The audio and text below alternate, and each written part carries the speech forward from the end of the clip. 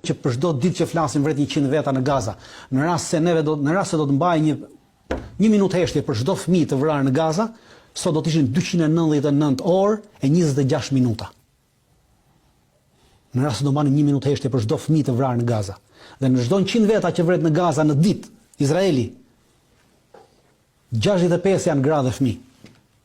Dhe askush sot nuk ngrihet. Sot gjithë Evropa po shihni, flet u vran mbetën 4 viktima në një hotel thon në Dnepropetrovsk. Dhe ato 4 viktima ishin 4 mercenar, ndërsa për 100 të vrarët në Izrael nuk ngrihet Evropa, thot asnjë llaf. Zero, asnjë llaf.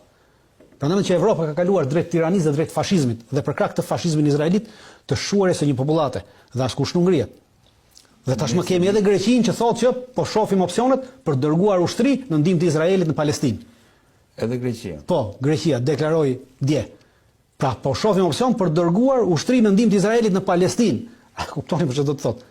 Pra, të gjithë këta të krishterët fillojnë kryqëzatat. Pra, kjo është kryqëzatat moderne. Pra, të krishterët po bëhen bashkë kundër një Izraeli dhe a dish që është më e bukur, që në librin e izraelitëve, në librin Tora, Jezusi për ta ndodhet në ferr. Kurse në librin e muslimanëve Jezusi ndodhet në parajs. Pra imagjinoni këta bëhen bashkë për ata që venerojnë Jezusin dhe ata pretendojnë se kanë në ferr, këta ndihmojnë ata, po pse vetëm kundër asaj thonë kundër islamofobisë, pra kundër muslimanëve.